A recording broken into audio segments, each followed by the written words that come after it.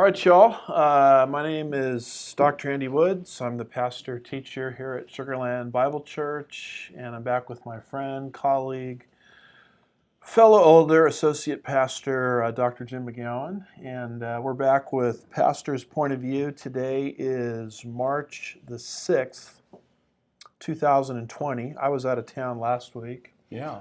And so we didn't have a pastor's point of view. But we're going to continue, Pastor Jim, Brother and Pastor. Bro man. We're going to continue the discussion that we started, I think it was February 21st, entitled How Communism is Now Knocking at the Door of the USA. Yeah. And this would be part 2.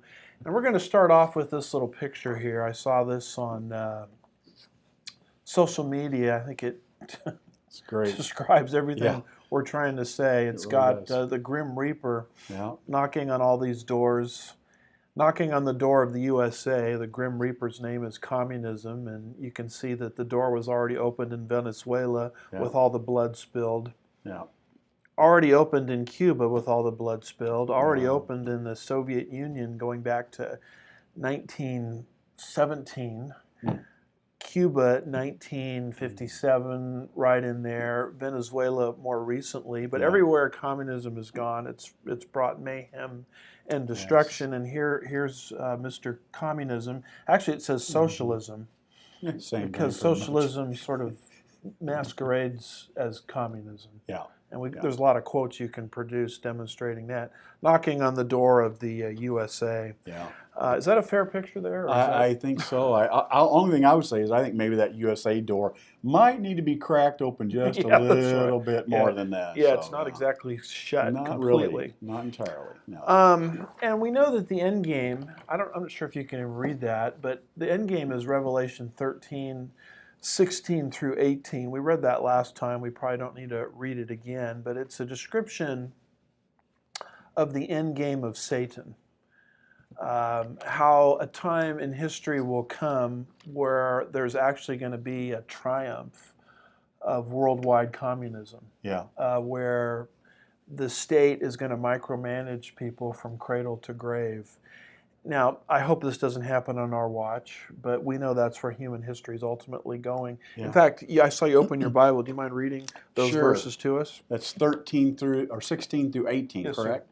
All right, Revelation 13, 16 through 18 out of the New American Standard 95 update. Here we go. And he causes all, the great and the small rather, and the great, and the rich and the poor, and the free men and the slaves to be given a mark on their right hand or on their forehead. And he provides that no one will be able to buy or to sell except the one who has the mark, either the name of the beast or the number of his name. And verse 18, here is wisdom.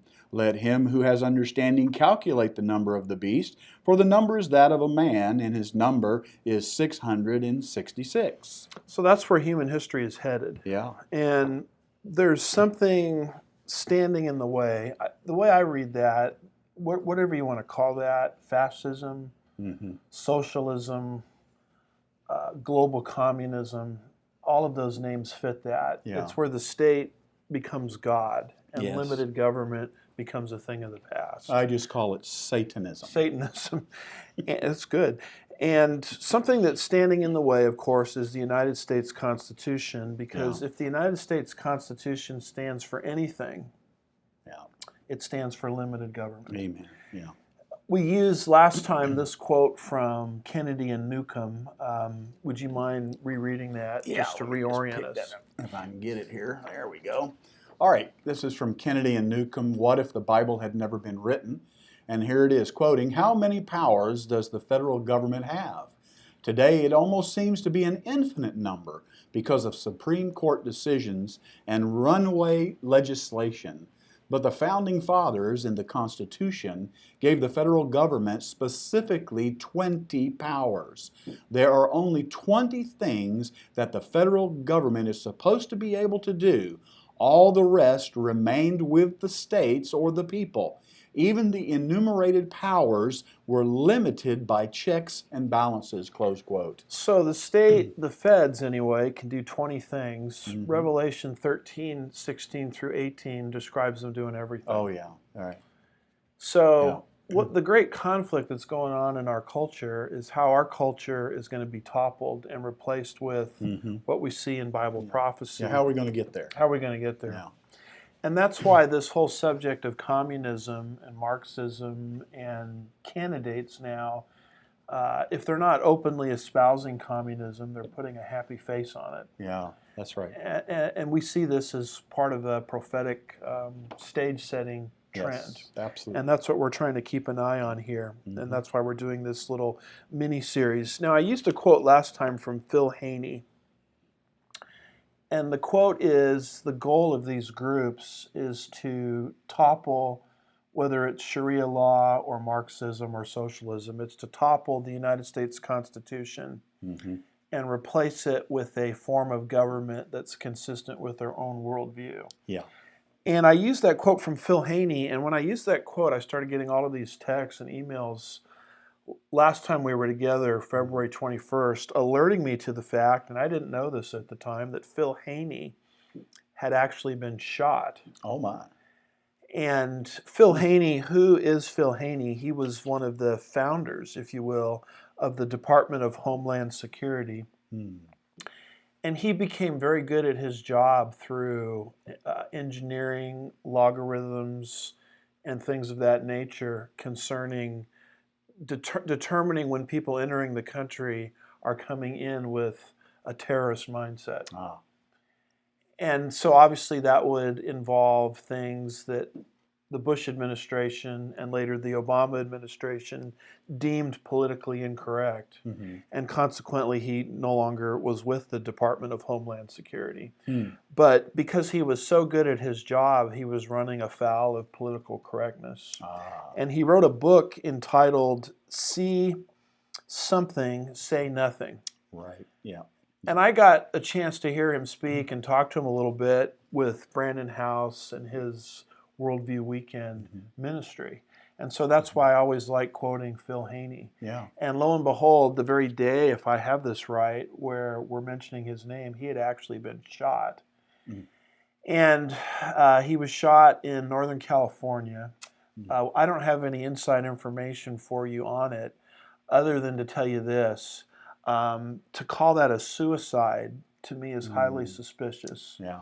For one thing, his wife had passed away, and he was engaged to be married.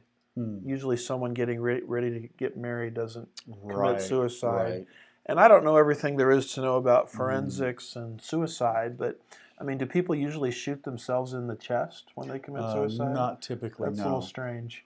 Yeah. And the whole thing is very suspicious because Phil Haney was about to come out with another book.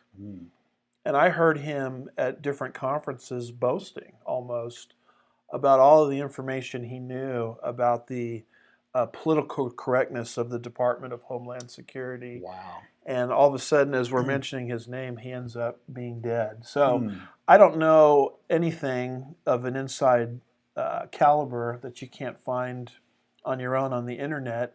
I would just ask folks out there to pray that whatever happened to Phil Haney, full justice would come to light. Yes. And the law enforcement and whoever's in charge there. By the way, he was killed, if I have this right, in Nancy Pelosi's district.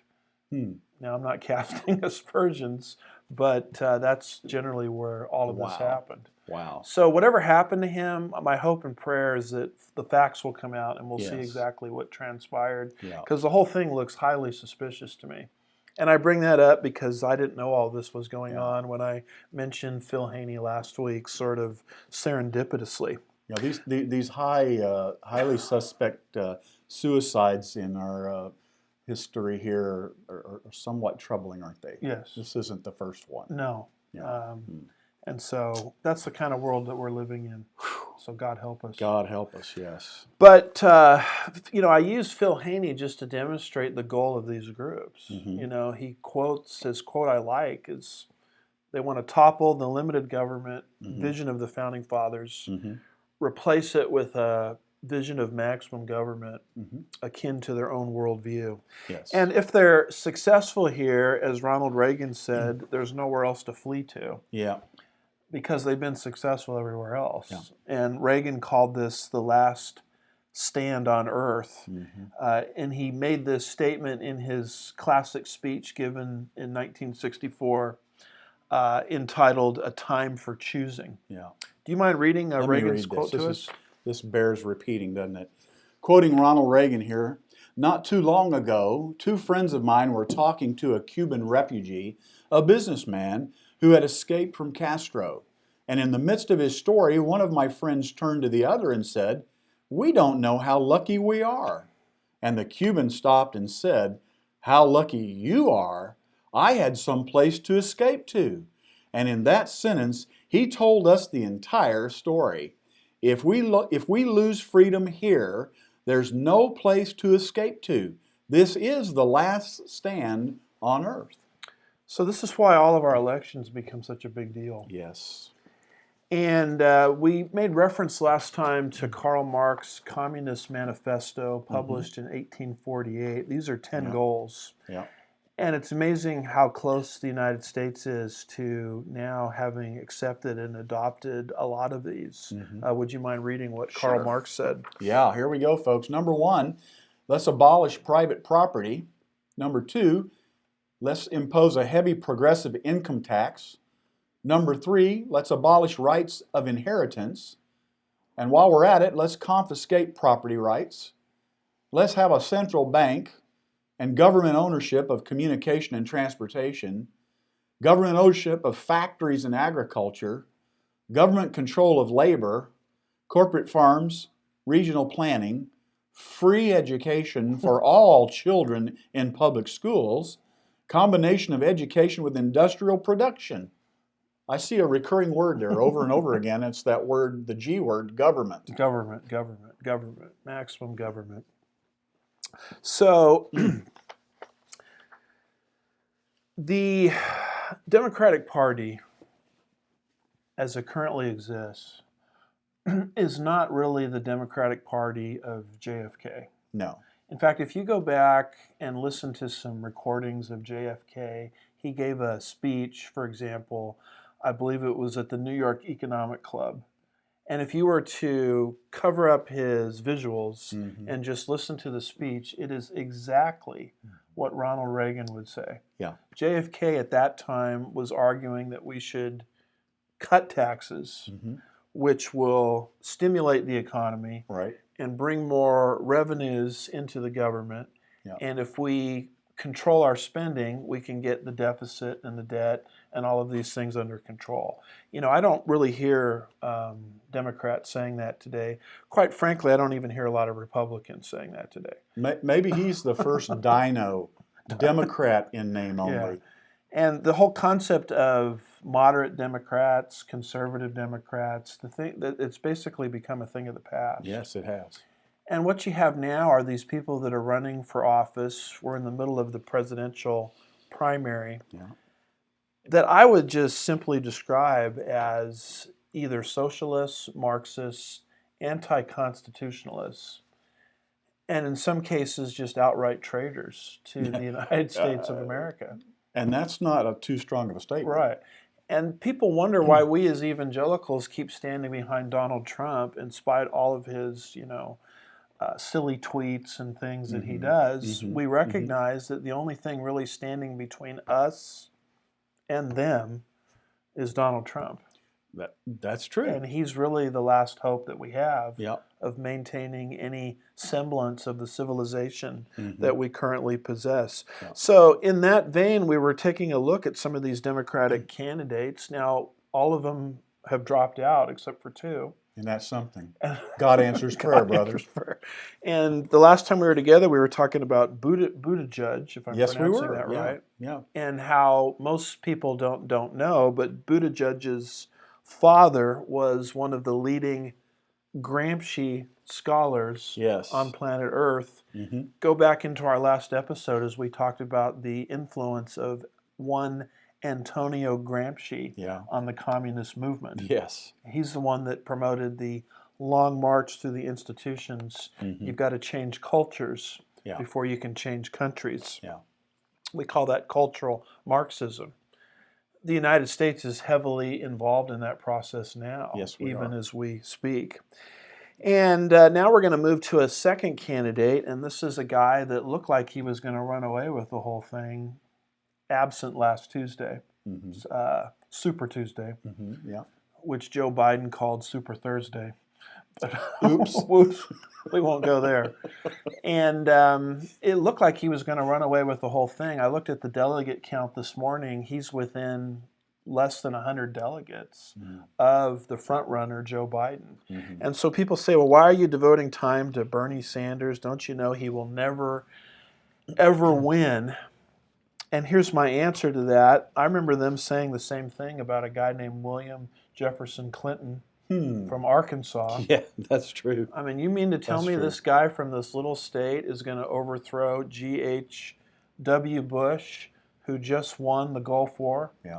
And lo and behold, it happened. Yeah. People were telling me Obama would never win. We got 2 terms of Clinton, 2 terms of Obama. And a lot of people that didn't like Trump were saying the same thing about Trump. He could never win. That's right. And so I think an analysis of Bernie Sanders is appropriate because he still possibly could win. In politics, anything is possible. That's true.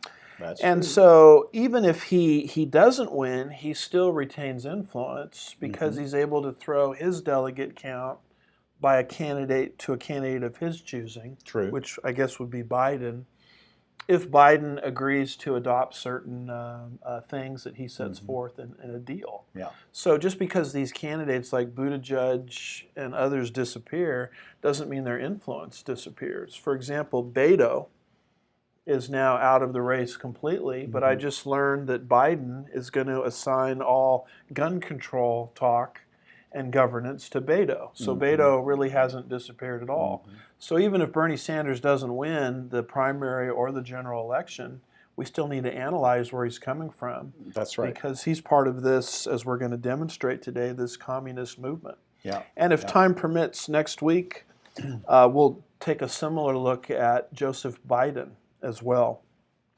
So let's talk, Brother Jim, about this guy named Bernie Sanders. Can we do that? We've got his life divided up, I think, into about 9 or 10 parts. And the first thing that we notice here is one of his tweets. And I should tell people our sources where we're getting this from. This is from an article from Front Page Magazine. The title of it is A Totalitarian Marxist, Not a Social Democrat. And most of our information is going to be taken from that article. And then when we get down to Cuba, assuming time permits, we're going to be quoting from another article entitled Sanders is Wrong. Fidel Castro didn't give Cuba literacy or better health care, by Hans Bader in cnsnews.com, February 26th, 2020. So there you can see our sources for this. But the first thing we learned about this man, Brother Jim, Bernie Sanders, is one of his recent tweets. Would you mind reading that to us? All right. Quoting, "Our campaign is not only about changing the system politically and economically. We will change the value system of this country," close quote. So it's about changing America as it currently exists, which is what we're talking about here. Reducing or getting rid of the limited government model and replacing it with maximum government. And he's not the only one that comes out and says things like this. Hillary Clinton said the same thing in a keynote address at the annual Women in the World Summit in New York in 2015. And do you mind reading just that last sentence there? All right, let's see here. Starting here? Yes, sir. All right. Quoting her, "And deep-seated cultural codes, religious beliefs, and structural biases have to be changed." Interesting how this Close word quote. change comes up all the time. Yes. And we have a similar quote from Al Moratsuchi, Democratic California Assemblyman. And you can find these quotes all on YouTube, not just in written form, but you can see them actually saying these things. And here he's talking about how the faith community, that would be evangelical Christians like ourselves, Right. need to change or basically get out of the way. That's right. Because here comes the same-sex movement into your church, into your organization, etc. Notice what he says. All right. Quoting, "The faith community, like anyone else, needs to evolve with the times. The science is clear. The claim that the First Amendment can be used as a defense for promoting fraudulent conduct is a fallacious argument," close quote. So don't stand there in your church and say, I'm not going to counsel people against the same-sex lifestyle, because and don't use your freedom of religion in your Bible to say you're exempt from the law, because science is clear. Science is clear. And you can no longer use your Bible to counsel against the same-sex lifestyle. Yeah. And you need to evolve with the times. Yeah. Those are the words of dictatorships. Mm-hmm. Those are the words of dictators that have no respect for limited government or the First Amendment or freedom of religion. And that's the mindset of Bernie Sanders. We will change the value system of this country. Of course, Obama ran around saying the same kind of thing, didn't he? About wanting to fundamentally transform America. Right. Now, I've never fully understood that. If you love something, how can you claim you love it if you want to fundamentally change it?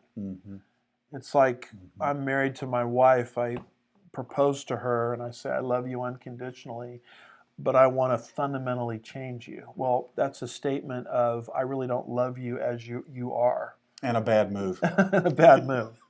Now, she could probably say that about me more justifiably, but I would never say anything like that about her, because I love her as she is. If you love something as it is, you don't want to fundamentally transform it, right?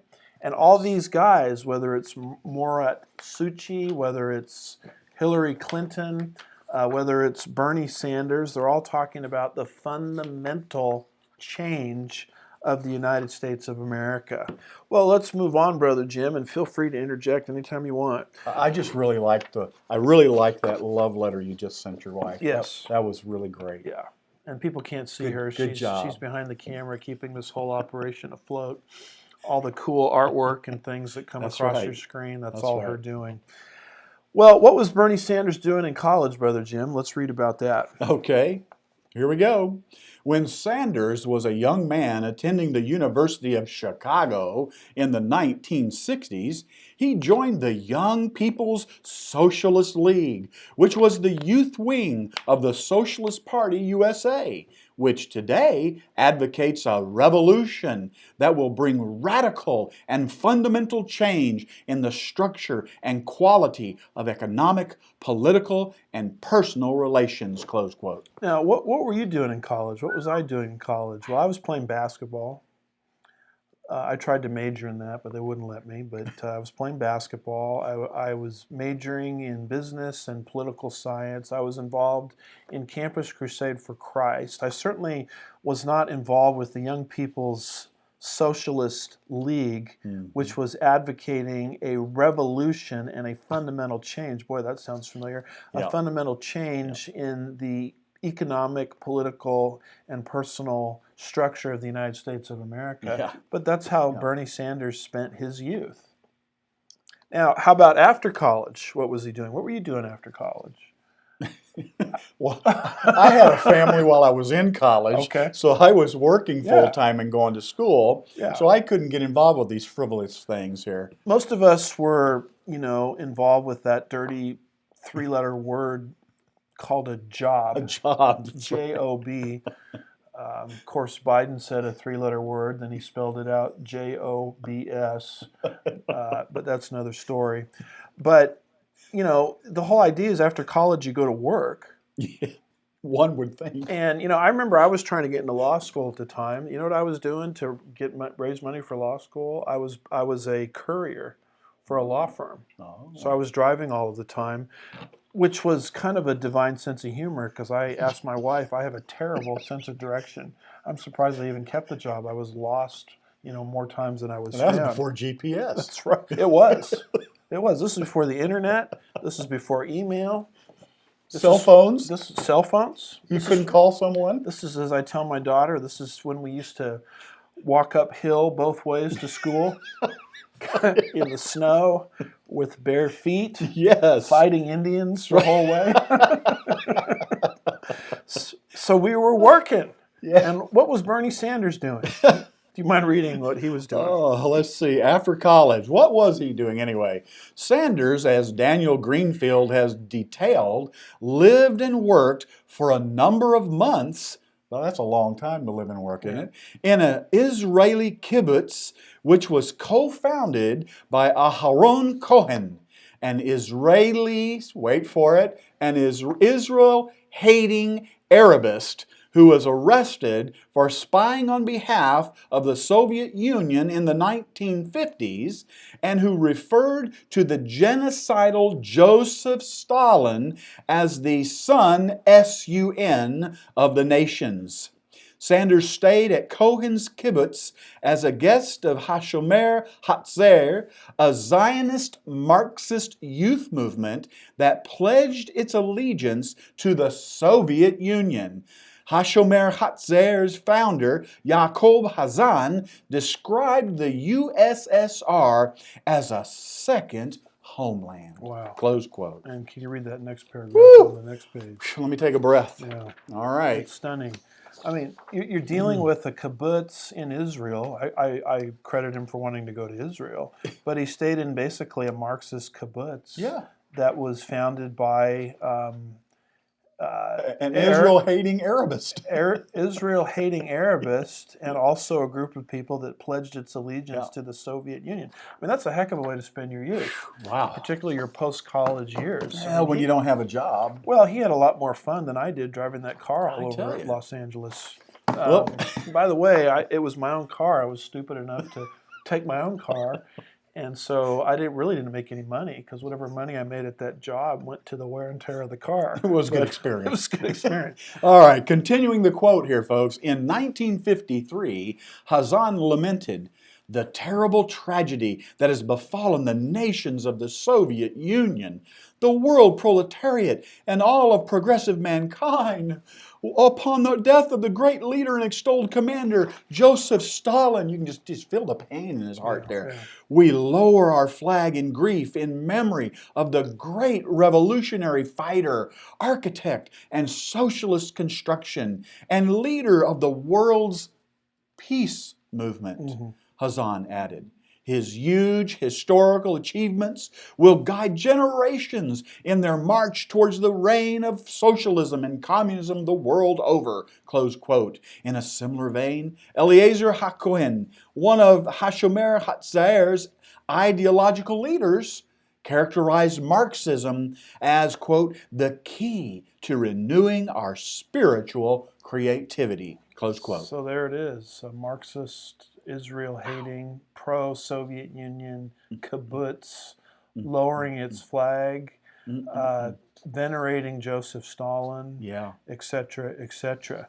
Now, then we come to the 1970s, where we have his unsuccessful runs to the United States Senate, beginning around 1972. And here he wasn't even running as a Democrat. I guess the Democrats were not liberal enough for him. He was part of the far left, some party I've never even heard of, the Liberty Union Party, LUP. Would you mind reading that to us? All right. Sanders made unsuccessful runs for the U.S. Senate in January 1972 and in November 1974, and for governor of Vermont in November 1972 and November 1976. All on the ticket of the far-left Liberty Union Party. Sanders' LUP platform called for the nationalization of all U.S. banks, public ownership of all utilities, drug companies, capital, and major means of production, such as factories, and the establishment of a worker-controlled federal government. According to The Guardian, a press release from Sanders' 1974 campaign stated that the candidate advocated, quoting, the public takeover of all privately owned electric companies in Vermont, close quote. Moreover, Sanders called for a 100% income tax on America's highest income earners. What percentage income tax? 100%. Now, people look at that and they say, well, why should I pay attention to that? It's just ridiculous. Well, Obama's father, if you track it down, was articulating the same kind of thing. Yeah. And he's in this far left party that basically is calling for government confiscation of companies, essentially, public takeover of companies. So this is Sanders' early foray into politics. Yeah. I was just going to say, if you go right back to the list that we read of Marxism, this is exactly what we just read. Exactly. That's exactly right. Same thing. And then he wrote a letter, an open letter to then Vermont Senator Robert Stafford, and tell us about that letter. All right, in a 1973 open letter to Vermont Senator Robert Stafford, Sanders called for the nationalization of America's energy industry, quoting, "I would also urge you to give serious thought about the eventual nationalization of these gigantic companies. The oil industry and the entire energy industry should be owned by the public and used for the public good, not for additional profits for billionaires," close quote. So you see the same mindset of demonizing industry. Yeah. Industry is evil. Yes. And then we have, during his 1974 Senate run, now he's running again in 1974, and do you mind reading what he says there? It says basically the same thing. Yeah, Sanders said that one plan he was considering would make it illegal for anyone to accumulate more wealth than he or she could spend in a lifetime. Well, what about inheritance? Okay, let's keep going. And that any income above $1 million per year would be taxed at a rate of 100%, quoting, "Nobody should earn more than $1 million," close quote, he stated. Now keep in mind the quote we had up earlier that the national government can do 20 things only. Yeah. Those are called enumerated powers. One of those is not capping incomes, saying people can only earn up to a certain amount. There's nothing in the Constitution about government confiscation of any company or industry. And people like to demonize the rich, and they say it's just a tax on the rich. The problem is the definition of the rich keeps changing. Yes, that's true. Here it's millionaires, but then it's suddenly changed to people making $500,000 a year or $100,000 a year. And as Margaret Thatcher put it well, the problem with socialism is you run out of opium, OPM, other people's money. And I was looking at a statistic not long ago, this whole demonization of the rich. If you confiscated all of the wealth of the so-called rich in the United States, you could run the government for about a week with their money. So the goal of socialists and communists is not the rich as much as they're always demonized. It's the vast middle class. Yes. That's what they want to get their hands on. And so we find Sanders again running in 1976, reiterating several of his positions. Yes, quoting, "I will be campaigning in support of the Liberty Union utility proposal, which calls for the public ownership of Vermont's private electric companies without compensation to the banks and wealthy stockholders who own the vast majority of stock in these companies," close quote. He said in a July press release, quoting, "I will also be calling for public ownership of the telephone company, which is probably the single greatest rip-off company in America," close quote. And from there, he moves on into a press release the following month where he actually wants to, quote, punish private companies. This is insane. All right, folks, get ready. Sanders introduced a proposal to punish private companies wishing to relocate to more business-friendly environs. Quoting now, "We have got to begin to deal with the fact that corporations do not have the God-given right to disrupt the lives of their workers or the economic foundation of their towns simply because they wish to move elsewhere to earn a higher rate of profit," close quote. He stated that Large businesses should not be able to leave a city without first obtaining permission from that locale and the workers therein, and that if the company failed to get that approval, it should be required to pay the workers a guaranteed 2 years of severance and to pay the town 10 years of taxes. Quoting now, in the long run, quote, close quote, Sanders added, the problem of the fleeing corporations must be dealt with on the national level by legislation, which will bring about the public ownership of the major means of production and their conversion into worker-controlled enterprises. So, wow. Worker here. Yes, work. That's what Marx said, right? Or the communist slogan: "Workers of the world unite. You have nothing to lose, but your chains." It always sounds good on paper. Yeah. But the problem is you can't produce an example of it working anywhere without it causing mass mayhem and bloodshed in the process. And all this demonization of producers. I'm always wondering, well, then what in the world would be the incentive to risk capital, to work yourself dawn till dusk, to be an entrepreneur, to start a business, just so that if it ever becomes successful, you're going to be punished for it. Exactly. And I think this is the point in Atlas Shrugged. Yes. What was it, John Galt and all of that? The producers just decided, well, Atlas Shrugged being a movie and a book. And a book, we're just not going to produce anymore. We're going to leave. Yeah. And so all the producers disappear. It's like an economic philosophy that says we're going to kill the goose that lays the golden egg. And if these businesses succeed and begin to flourish, they're providing a product or service that people need. They're providing a tax base. They're providing jobs for people. And some people may get wealthier at a faster rate than others, but as long as it's a rising tide for all boats, as Adam Smith articulated in his Wealth of Nations, his classic work, The Wealth of Nations, capitalism is not the enemy. Capitalism actually is the friend. Is it a perfect system? No. You're not going to have a perfect system this side of eternity. But it's certainly much better than the opposite, which is what they want to replace it with. That's right. Socialism and Marxism. Speaking of socialism, Sanders, during that period of time, also argued for socialized medicine. You mind reading that there at the top? Right. Quoting, I believe in socialized medicine, public ownership of the drug companies, and placing doctors on salaries.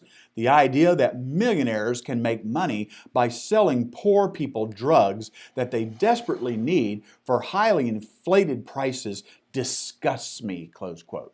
So you'll notice here his advocacy of socialized medicine. And a lot of people say, well, isn't socialized medicine, compassionate? And here's a very important line to learn when you're looking at this whole Marxist takeover mindset. The issue is never the issue. I think I picked this up from a Curtis Bowers movie. The issue is never the issue. The issue is the revolution. In other words, healthcare is not about healthcare. It's about control. It's smoke and mirrors. Smoke and mirrors. Because if we move, God forbid, into single-payer healthcare, where the only healthcare provider is the government then controls your entire life. Oh, Brother Jim, you need an operation. I see you've been showing up on YouTube on Pastor's Point of View with Dr. Andy Woods, and we think that some of your views are a little bit out there. So guess what? We're running a deficit, and we can't afford your operation. So here's some crutches, and here's a bottle of aspirin, and we think you've lived a nice life, so enjoy your waning years. That's the power you give to the state when you move into socialized medicine. And that's why Marxists have always promoted socialized medicine, because it gives the state, if you give the state control over your health, they can control every facet of your being. That's right. The issue is never the issue. That's right. The issue is the revolution. And he also got involved in the History Society. in the mid-1970s in a group called the American People's Historical Society. Why don't you talk to us a little bit about that? All right. Sanders became the head of the American People's History Society, which journalist Paul Sperry has described as, quoting, an organ for Marxist propaganda, close quote. Surprise, right? There, writes Sperry, Sanders produced a glowing documentary on the life of a socialist revolutionary, Eugene Debs, who was jailed for espionage during the Red Scare and hailed by the Bolsheviks as, quoting, America's greatest Marxist, close quote. This subversive hero of Sanders, denounced even by liberal Democrats as a traitor, bashed the barons of Wall Street and hailed the triumphant Bolshevik revolution in Russia, close quote. So he gets involved with this American People's History Society, and this, again, people say, well, this is just Bernie Sanders, he's not going to win anyway. Well, this is a playbook for Marxism. Yeah. They want to control history because whoever controls the interpretation of the past controls the future. So after all, America, we're told historically, through historical revisionism, is a racist country. Right. We did nothing to reverse the plight of African Americans or Indians. Everything we did to them is bad. So therefore, what we need is a redistribution of wealth plan.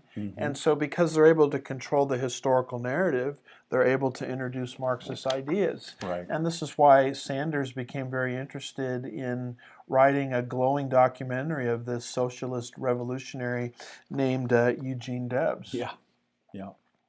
Well, and you remember, what was it, Josiah? How they, correct me if I'm wrong on this, how they happened to stumble upon the law in the temple. Yeah. And they're like, well, what is this doing in here? Yeah. And so you've got the nation of Israel functioning all of that time without its history and without the law of God. Yeah. That's how fast a culture, even God's own people, the nation of Israel, can lose sight of its own background. Yeah. And I would say that's what's happening today, and that's why Sanders was so interested in this historical society. Yeah. Whew. Well, we continue on, and he became mayor from 1981 to 1989. Can you read that first little excerpt to us concerning his run for mayor of, what was it, Burlington, Vermont? Yeah, and folks, listen to this very carefully. Sanders left the Liberty Union Party in 1977 and became a political independent. In 1981, he was elected mayor of Burlington, Vermont by a margin of just 10 votes. Don't tell me that your vote doesn't count. By 10 votes. He was subsequently re-elected 3 times and served as mayor until 1989. So a mayor race. Now, people say local politics doesn't matter. No big deal, right? I remember when I was living in the Dallas area, some people came to my door. They were running for some lower position, maybe some local position. And I said, well, what's your view on abortion? And they said, well, why do you want to know that? My role in this little local municipality doesn't deal with abortion. And I said, well, one day you might be a representative in the House. That's right. Or a senator. And they kind of just laughed that off like I was overreacting. But here's Bernie Sanders winning by 10 votes. And that becomes sort of a launching pad into other things. So that's why you have to watch your local races, very carefully. And notice what he did with the Soviet flag when he was in the mayor's office in Burlington, Vermont. Yeah, so again, this guy won by 10 votes. Now look what happens here. Sanders created some controversy. Let me pause there for a second. He created some controversy when he hung a Soviet flag in his mayoral, I can't even say it, in his office in honor of Burlington's Soviet sister city, Yaroslav. More on that later. Yeah, we're going to get to there. Located 160 miles northeast of Moscow. Also, during his tenure as mayor, Sanders placed restrictions on the property rights of landlords, set price controls, and raised local property taxes in order to fund communal land trusts. Further, he renamed or named Burlington's city softball team, you're not going to believe this, the People's Republic of Burlington. And its minor league baseball team he renamed or named the Vermont Reds. Wow. Local business owners, meanwhile, distributed flyers complaining that Sanders, quote, does not believe in free enterprise, close quote. Well, why didn't they think about that before they voted for it? Right. And you'll notice his emphasis here on communal land trusts. Yes. That kind of reminds us of his background in the anti-Israel Israeli Yes. kibbutz, pro-Russia, pro-Soviet kibbutz. He institutes price controls. He institutes control over local businesses. Yep. And then not only that, he hangs the Soviet flag in his mayoral office. I mean, this is insanity. And then he renames the softball team. Why would a communist care about the softball team? The People's Republic of Burlington and its minor league team, the Vermont Reds. Now, this actually is a big deal because this has to do with political correctness. Political correctness, once it's implemented, has always been a Marxist ambition because it allows you to control speech. So we have teams that are called the Indians or the Redskins, and we say that's politically correct. Look at how America treated the Indians or the Redskins in the past. So they have to change the name. We have these kinds of things going on. This is Gramsci. This is cultural Marxism. Right. It's all about bringing a code of political correctness into the United States so that we can't say certain things. That's right. And certain things are considered taboo, and certain things are considered beyond discussion. And so this is how Marxism works, how they're able to set the stage really for the eradication of free speech, which is not something they want because they're afraid that we'll use our free speech, like we're doing it right now, to criticize Marxism. It's thought police. That's right. Like today, you have pastors that are scared to death to say anything against the same-sex lifestyle. For fear of being labeled a racist. Now, who created that convention? Well, it's this whole mindset of political correctness.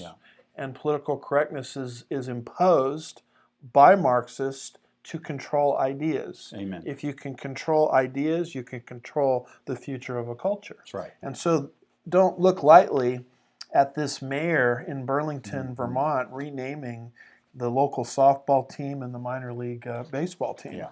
Well, we move into Bernie Sanders now in the 1980s, and what was he doing in the 1980s?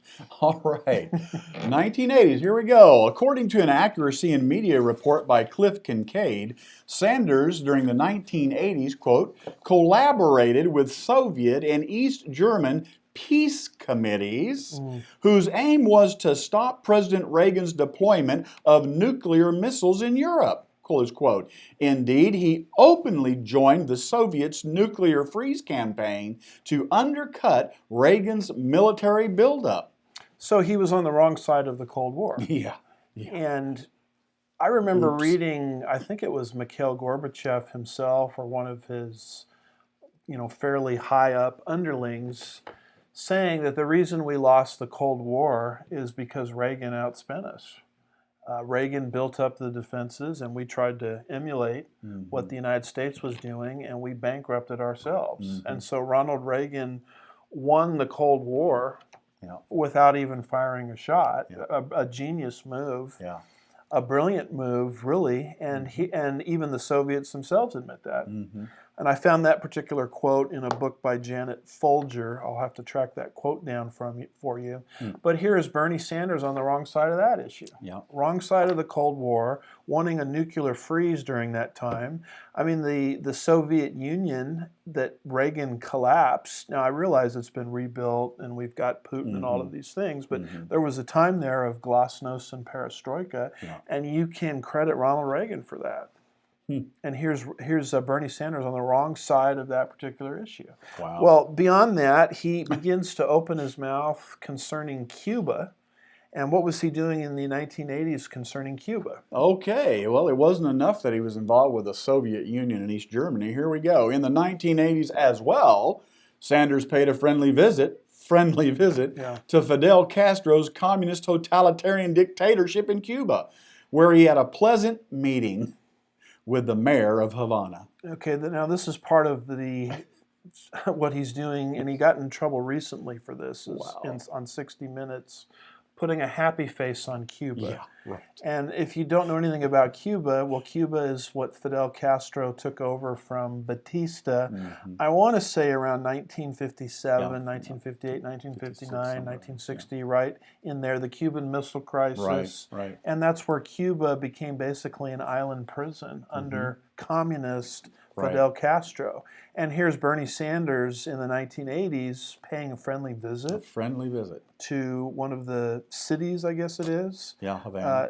Havana in Cuba. And then on August 8th, 1985, he had an interview with a government access television station in Vermont. And what happened there? Sanders drew parallels between the Castro and Ortega regimes. Now, more on Ortega in just a minute. Yes. Quoting, in 1961, he said, America invaded Cuba, and everybody was totally convinced that Castro was the worst guy in the world, that all the Cuban people were going to rise up in rebellion against Fidel Castro. They forgot that he educated the kids, gave them health care, totally transformed the society, close quote. The only true statement there is the last one. He did totally transform their society. Now, here you look at a totalitarian regime, and you try to find something in it that you like maybe they put more fluoride in the water, or maybe, as they said with Stalin, at least he got the trains running on time. And you take some little thing that they did that was good, and you put a happy face based on that over the entire regime. And that's what Sanders said in this 1985 interview. And just, I don't know, a week ago, 2 weeks ago, he's called out on this in 60 minutes on a 60 Minutes interview. And why don't you read that to us? And now we're getting into the CNSN news commentary article. Yeah, let me give you the title of that. The article is Sanders is Wrong. Fidel Castro didn't give Cuba literacy or better health care, by Hans Bader. This is from February 26, 2020. And here we go. On CBS's 60 Minutes, Senator Bernie Sanders recently praised the achievements of communist Cuba.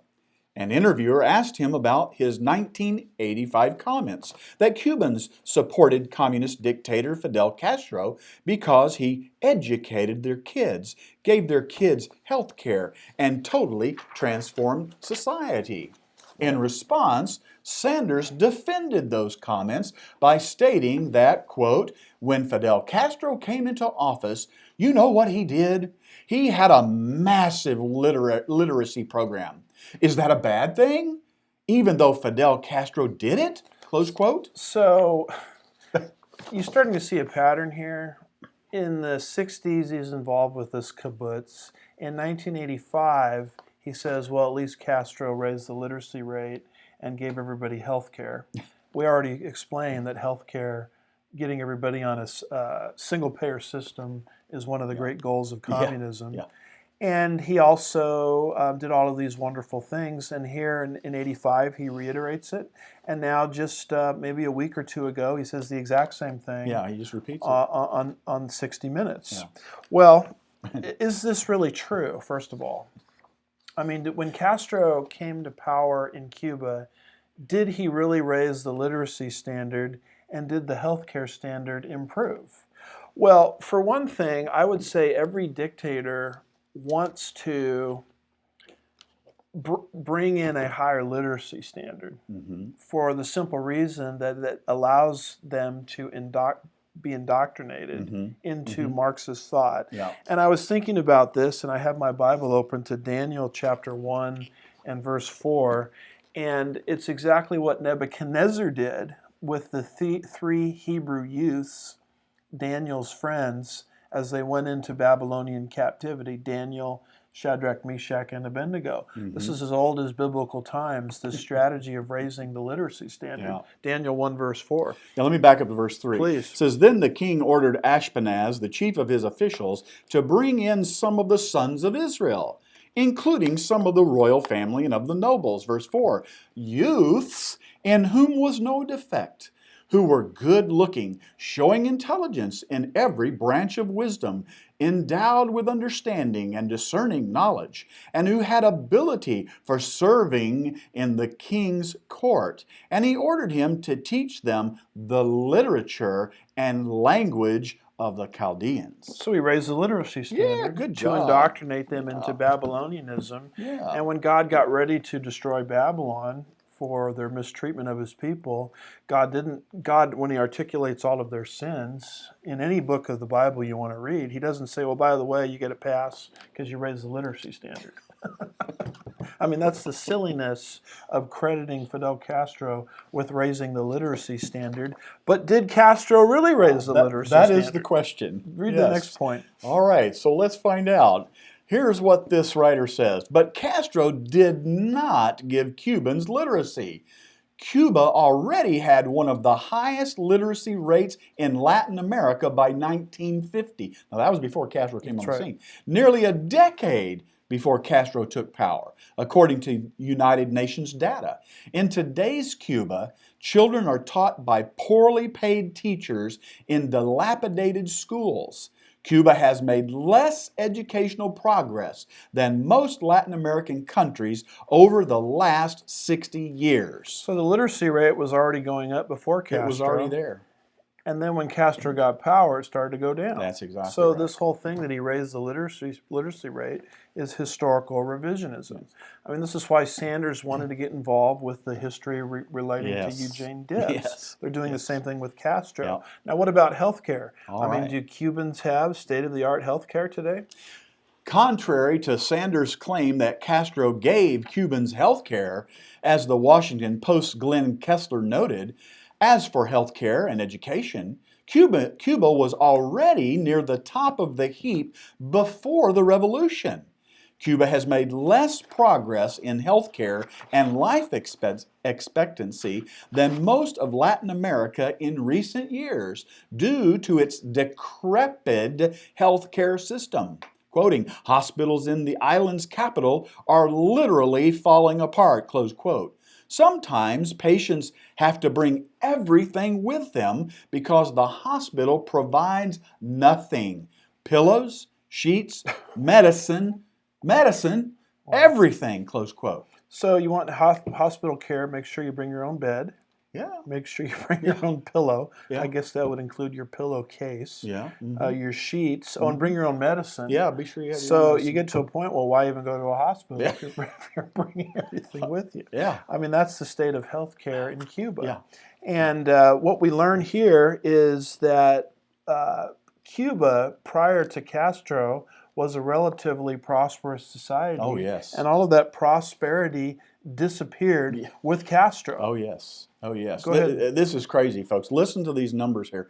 As Michael Gear notes, Cuba was prosperous before Castro's communists seized power.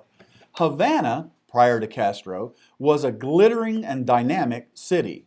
So this is all before Castro. Cuba ranked 5th in the hemisphere in per capita income, 3rd in life expectancy, 2nd in per capita ownership of automobiles and telephones, 1st in the number of television sets per inhabitant.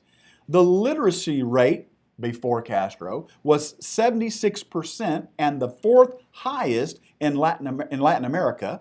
Cuba ranked 11th in the world in the number of doctors per capita. Many private clinics and hospitals provided services for the poor. Cuba's income distribution compared favorably with that of other Latin American societies. Keep going. A thriving middle class held the promise of prosperity and social mobility. But after Castro took over, the prosperity came to an end. Castro's destruction of Cuba cannot be over-dramatized.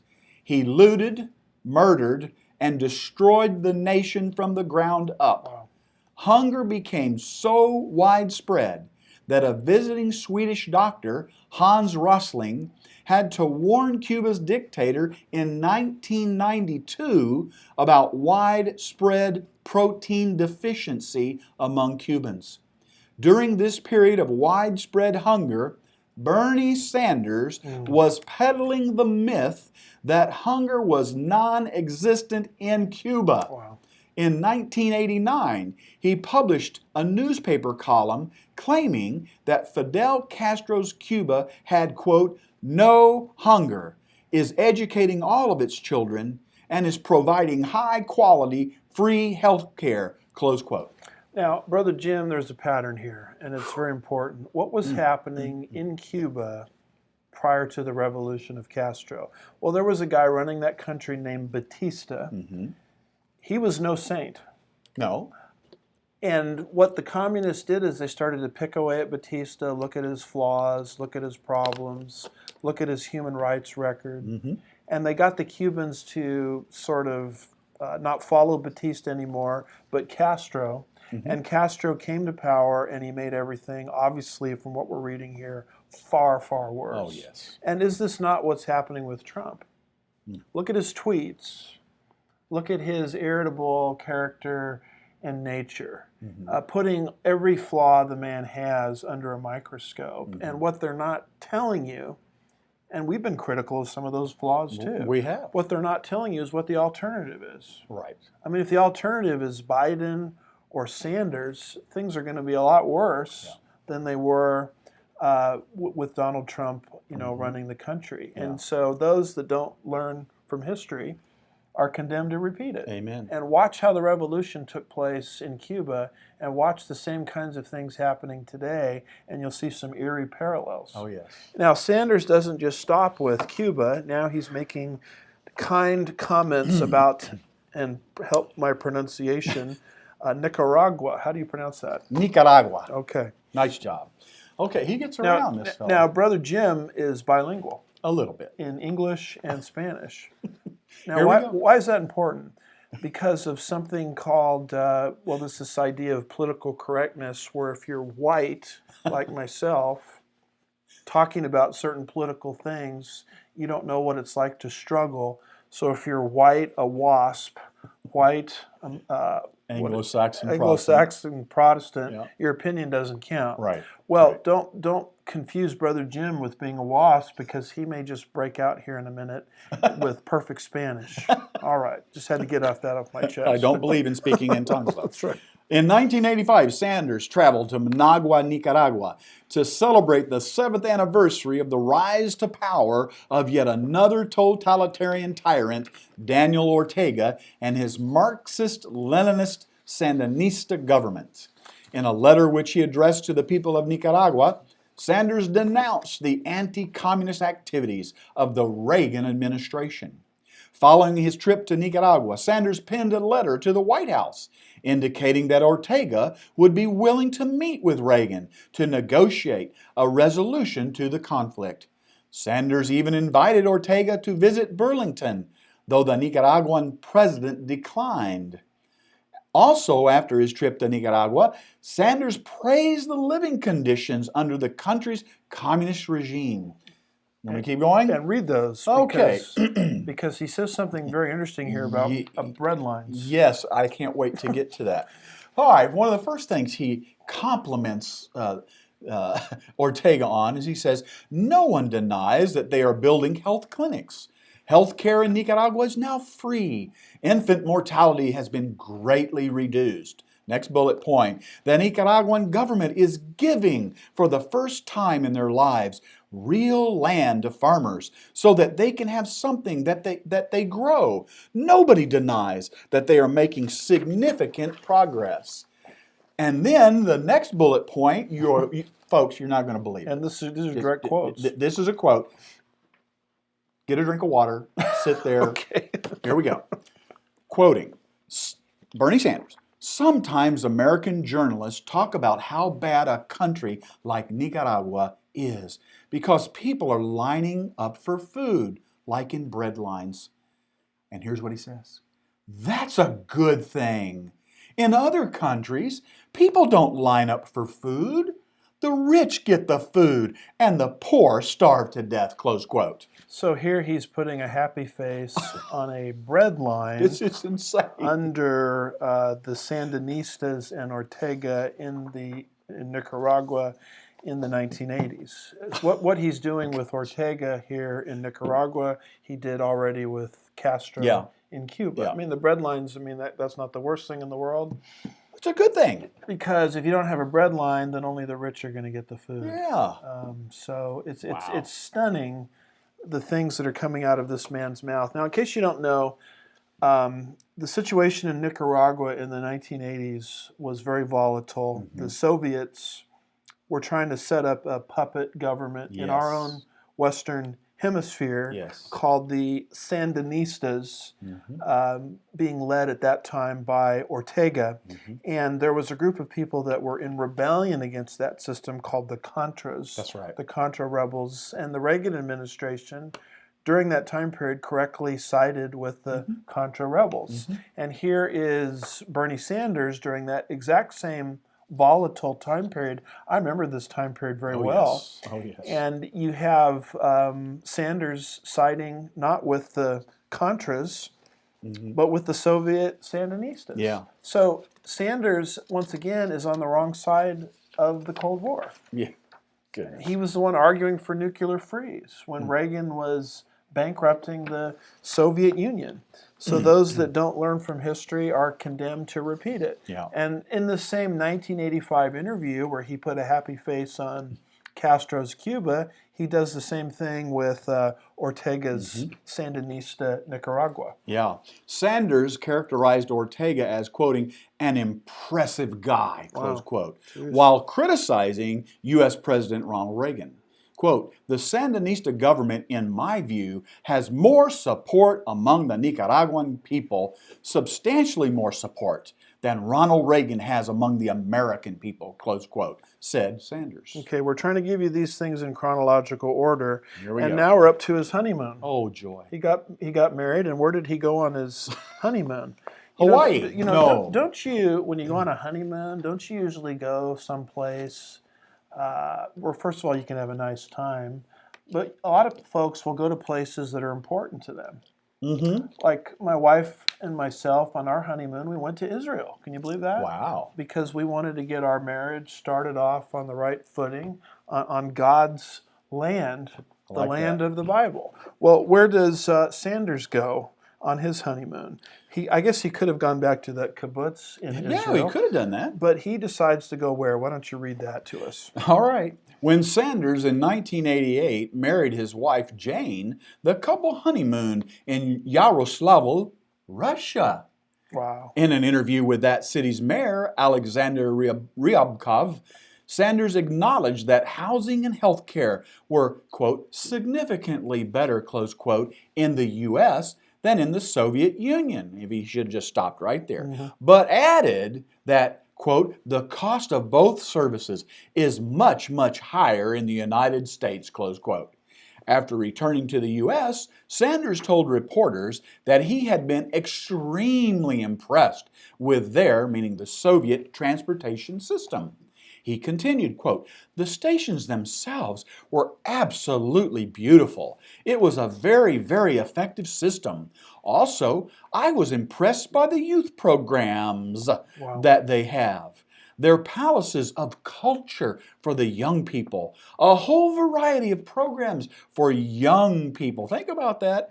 And cultural programs which go far beyond what we do in this country, close quote. So he honeymoons in Russia, Soviet Union at that time. First of all, who does that? Who does that? And secondly, he comes back and he praises their healthcare system, their transportation system, and their youth programs. Now, this is the third regime that he's placed a happy face on. The other two, of course, being Fidel Castro's Cuba and Ortega's Nicaragua. And just kind of to wrap up here, Jim, this is our last point. What is, thank you for doing all this reading. What has Sanders been doing in the meantime from, let's say, 1989, November of 1989, up to the present? Well, let's find out, shall we?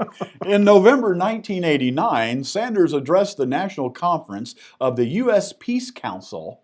Doesn't that sound nice? Yeah. Oh, wait a minute. A Communist Party USA front group whose members were committed to advancing the triumph of Soviet power in the U.S. So that's who he gives an address to, 1989, Yep. November. What does he do in 1990? By 1990, Sanders was a leading member of Jesse Jackson National Rainbow Coalition, and he ran successfully for Congress as a socialist representing Vermont's single at-large congressional district. So he's involved with Jesse Jackson and the Rainbow Coalition, and now he's no longer a socialist independent mayor. Now he's jumped up a leg to, what is it, the House of Representatives, and his career keeps moving upward. Yeah. What happened in 1991? Just 1 year later, in 1991, he co-founded the Democratic Party's most fervently socialist wing, the Congressional Progressive Caucus. During the 1990s as well, he participated multiple times in the Socialist Scholars Conferences that were held annually in New York City. See, when you look at a leader, you want to ask yourself, what kind of conferences do they attend? I attend a lot of conferences. And you can tell a lot about my worldview and beliefs based on the conferences I go to. True. And here, Bernie Sanders is involved with the Socialist Scholars Conferences in New York City as a member of the House of Representatives. And he's part of this Democrat Party's socialist wing, the Congressional Progressive Caucus, which is this sort of enclave of the most radical people like Ron Dellums. Some of the most radical members of the House of Representatives that you can find. And it's from there that he finally moves into his position as senator from Vermont, November of 2006. And notice who campaigns for him. And this is our last paragraph to read. All right, folks. Fortunately. Last one. Sanders ran successfully for a seat in the U.S. Senate. Then Senator Barack Obama, whom Sanders described as, quote, one of the great leaders, close quote, of that legislative body, campaigned enthusiastically on Sanders' behalf. When a Washington Post reporter asked Sanders just prior to the election, quote, are you now or have you ever been a socialist, close quote, Sanders replied, yeah, I wouldn't deny it, not for 1 second. I'm a democratic socialist. Now, he was asked, are you a communist? No, I'm a Democrat socialist. And what you have to understand about communism is it's a lot like dealing with Islam in the sense of taqiyya, where they are allowed to lie to advance their cause. Communists are basically allowed to do the same thing as long as it's for the greater good of the revolution. The issue is never the issue in Marxism. The issue is the revolution. And so when Sanders says he's just a Democrat socialist, I mean, that's bad enough, but I don't even think he's being honest there based on his background, based on his connections. So he finally makes the jump into the United States Senate, and of course he has the proud endorsement of one Barack Hussein Obama at that time. So, and from there, he is now in his second run as he's within a hair of capturing the nomination of the Democratic Party. He's no longer part of that other party he was with. Now he's with one of our main parties, and he's within 100 delegates of Biden to capturing that nomination. So that's why we've entitled this little series that we're doing, Communism or Marxism knocking at the door of the United States of America. I mean, most people, they don't have the time to read all this stuff. And so we try to put it together in a package you can understand. We had about really 10 points of Sanders' history, his tweets, college, after college, 1970s, mayor race, 1980s, his comments about Cuba, his comments about Nicaragua, his honeymoon, and then his modern day political career. Yeah. So let's pay attention, folks, to what's going on here. Wake up. And we're not here necessarily to endorse candidates or things of that nature, but we're here to show you how close our country actually is to going over the ledge and becoming something you don't want your children or your grandchildren to grow up in. And so that's sort of the point of this particular session. Do you have any thoughts on anything we missed here? Well, I just say let's come back to how we started this all off. We started it right over here in the book of Revelation, Yes. right? The issue is how are we going to get to that one world government? How is the Antichrist going to come to power? Well, you're starting to see the stage setting for it. And the nice thing about it is, Brother Jim, it doesn't have to happen on our watch. That's right. If we're vigilant. That's right. I mean, what the Bible says is these things will come to pass. It doesn't tell us when. That's exactly right. And so we're not completely pessimistic about it. God has given us a lot of freedom of speech and freedom to vote. If we didn't believe that, we wouldn't be doing this presentation. Right. We would just be saying it's all hopeless. We can actually do things as Christians to slow down the progress of evil. Amen. And it's sort of hard to do that unless you identify evil for what it is. That's right. I mean, this Marxist takeover mentality is, you called it Satanism. It's evil at its core. Absolutely. And we have a duty as Christians to oppose it. Well, Brother Jim, once again, I've blown the clock, so we're not going to do any commercials today. We're going to sign off. And as we're going to try next time, we're going to do a similar look next week at Joe Biden. And so we'll have some more fun. That'll be fun. And until next time, we'll see you. We pray for you. Please pray for us. We love you. God bless you. God bless. And we'll see you next time.